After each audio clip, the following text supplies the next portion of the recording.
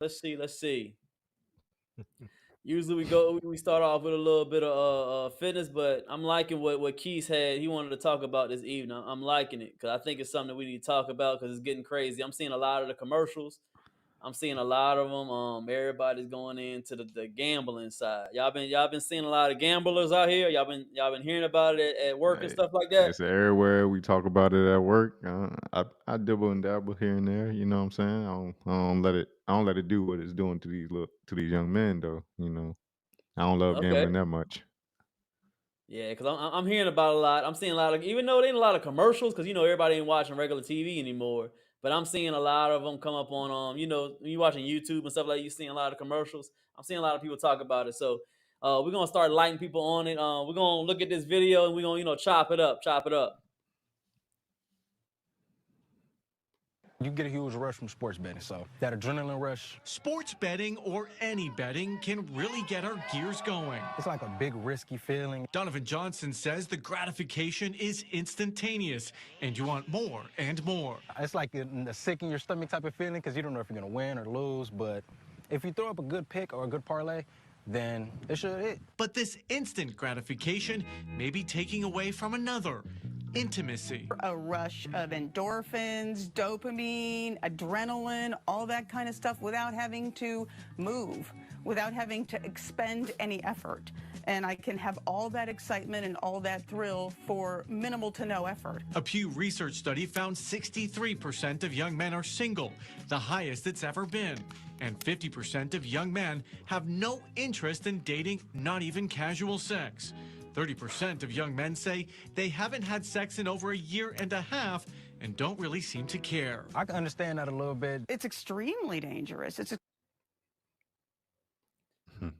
Oh, That was I sent you that video, G, because I found it this morning. And it was just eye opening to me. I didn't know it was that serious. I knew gambling, like some people have addiction to it, and it's becoming the new obsession as like more and more states are making it legal to gamble. And it's like mhm. you don't even have to go to the casino anymore. You have several apps out here that you can just put on your phone, make a couple picks, and throw your money away.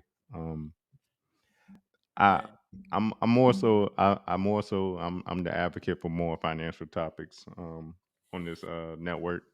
So I brought this up because I I know people our age, we're in our 30s, but people our age do it, but that we might be a little more established in life, got some more streams of income going, and we know how to control ourselves. But these young men, as far as the young man, he was describing gambling like he was going raw daddy or something. You know what I'm saying? Like that shit was weird to me.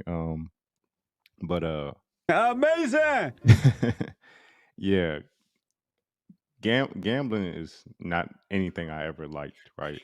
Um, quick anecdote. Y'all know I like to give anecdotes. The first time I ever gambled, right? I was in the sixth grade, and it's the NBA Finals. Iverson versus the Lakers, right? God Almighty. Yeah, that So it was crazy. That was a crazy era yeah, right there. yeah. But as I know the sports facts too. But as you know, Allen Iverson was the thing. He was the it dude. He was changing the game, changing the culture, and he was leading the Hmm. 76ers on a improbable path to the finals, right? Hmm. And they got to the finals, and I know all these kids in school with me, in class with me, are 76er fans, Allen Iverson heads. Everybody got the cornrows and shit, baggy jeans, whatnot. Yeah. But I was like, I'm a basketball guy. I'm like, yo, the Lakers go slaughter them. They all they got is AI. Who the fuck will fuck with Kobe and Shaq? So I Hmm. bet these three or four dudes that I bet them $5 each. I ain't had no money. I bet them $5 each that the Lakers were going to sweep the Sixers. And as we all know, Uh huh. it was a gentleman's sweep, but the Sixers got that first game. So I had to pay these dudes. I had to pay these dudes the next day, and I ain't had the money. And I was sweating. I got jammed up in my locker. I ain't gonna lie. I was trying to get my books and shit at homeroom. Coming out of homeroom, they jammed me up at the locker room, at the locker.